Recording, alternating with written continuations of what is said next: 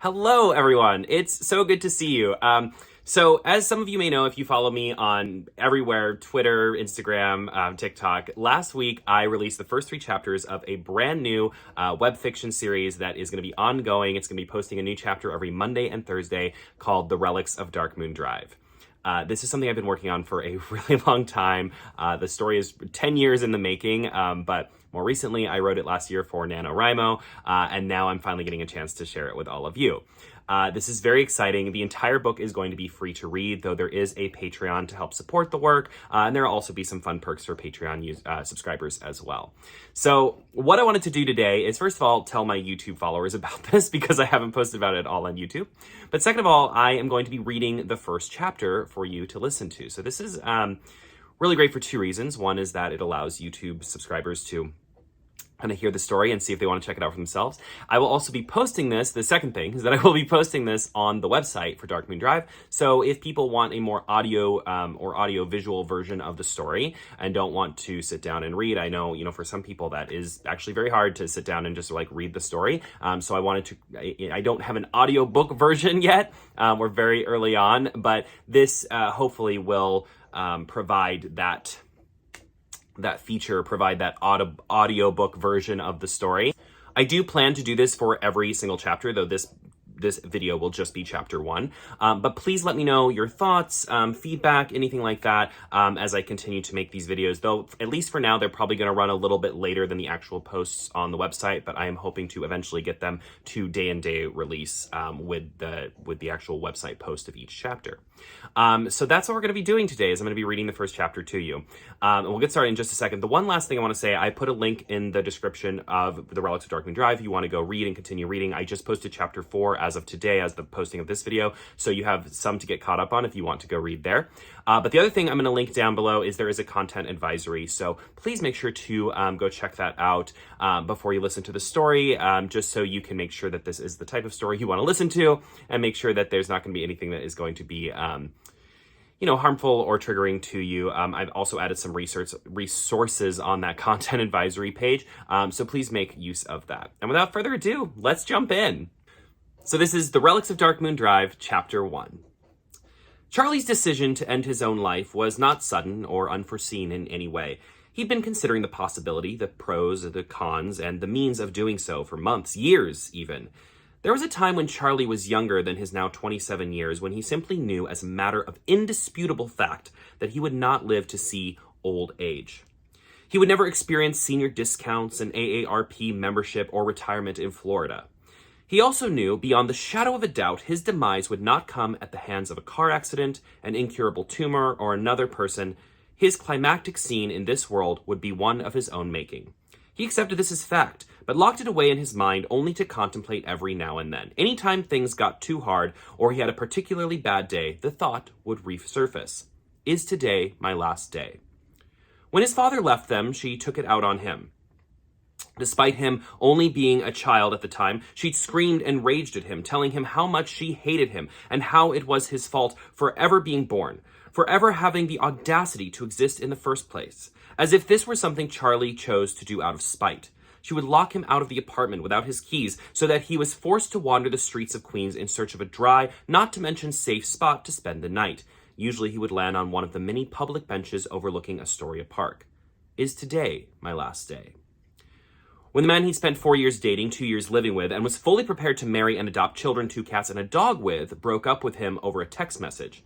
This man had decided that instead of marrying Charlie, he was going to move across the world to be with a 6-foot-tall German Adonis that he met online. Apparently, they'd been talking for months, but he hadn't got around to telling Charlie because there was never a good time. Charlie was forced to move back home with his mother, who'd barely even noticed his absence, only that the chores around the apartment weren't getting done as regularly as she liked. "Oh, you're back?" she said, when he walked in the door with 2 suitcases and a backpack, holding all his worldly belongings. Everything else belonged to his now ex. "Can you take out the trash? It's really piling up."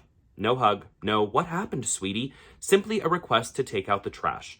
Ironic, since at that precise moment, Charlie felt as if he were the trash. Is today my last day? When he'd been fired again from a job he hated, he'd been working as a human resources consultant for a clothing company, a job which he had exactly no qualifications for, and finally decided to report his boss for a myriad of infractions towards himself and other employees, including discrimination, hostility, and hurling a mannequin down a flight of stairs at one of the cleaning people because there was dust on one of the shelves. This complaint somehow resulted in her being promoted and him being terminated. It was ironic because he'd wanted to leave the job for months but couldn't possibly leave because he needed the money to feed both himself and his mother. His mother was on disability leave with reduced pay, but she spent her meager income on cigarettes and celebrity magazines. It was up to Charlie to provide things like food and pay for trivialities like heat and water. There was no telling how long they would manage with him out of work. Is today my last day? He'd hoped to get himself out there and even attempt to go on a date or two. He'd gone on 3 dates with a guy he thought was actually something special, only to find out that the guy thought his name was Chauncey the entire time. While they sat in an overpriced Manhattan restaurant, this man had been calling out to Chauncey over and over again, asking him what he wanted to order. Charlie had been sitting there like a moron, looking around for this Chauncey person. He corrected the man, and it was awkward, but he'd apologized, and Charlie had tried to chalk it up to a simple mistake. Later that night, they were in bed together for the first time when the man whispered, "You like that, Chauncey?" This guy, who on their first date bragged that he'd memorized every lyric to Hamilton, couldn't even remember his very common name. Charlie ran from the apartment, forgetting his cell phone along the way. This meant the next day he had to awkwardly go back and retrieve it. The second guy, who had seemed very kind over messages on the dating app where they connected, he met at a cafe on the west side, only to be told immediately, "Sorry, but I thought from your photos that you were better looking." Is today my last day? But on all of those days, the answer had ultimately been no. Those incredibly challenging days had not, in fact, been his last day, because today, the first cold day of the year in the middle of October, was the day. His credit cards were maxed out, he was drowning in student loan debt, his English degree might as well have been toilet paper because at least then it would have been put to some kind of use. And none of this was even taking into account the absolute terrifying mess that had become the world around him. Every day seemed to bring a new hell that made everything seem even more hopeless. Just when things seemed as though they couldn't get any worse, they got worse. So much worse. He'd managed to get a new job, only to lose it a week later when he'd arrived 3 minutes late due to his subway train stalling. He was cold and tired. Any one of these bad things might have been manageable on their own, but all together over a short period of time, and then compounded by Charlie's already raging depression and anxiety, they created a self-loathing cocktail of doubt, fear, destruction, and the unbearable need to escape from it all. And to add insult to injury, not 1 but 2 pigeons had defecated on him as he walked down the street. It was degrading, as if the heavens saw his misfortune and decided to spit on him just to make sure he got the point. But Charlie understood perfectly, and he was done. Today was his last day. He left home just past midnight. He'd written a note addressed to his mother and propped it on the dining room table atop the mountain of unpaid bills, and then left without another word. He walked for a while, letting his feet guide him to Lower Manhattan in the direction of the Brooklyn Bridge, where he now stood. He climbed over the fence and barrier railing, past where people were allowed to be for their own safety, and stood with his feet on the very edge of the bridge's metal beams. His arms stretched out to either side of him, his hands holding onto the railing. All he had to do now was work up the courage to let go.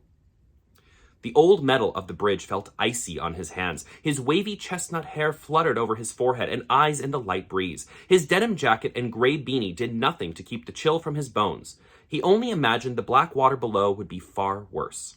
But he couldn't think about that now, just a moment of bravery. That was all he needed. He just had to let go. His breath furled out in front of him like mist in the cold night air. Horns honked, sirens blared from somewhere distant within the concrete jungle. His phone vibrated in his pocket, catching him off guard.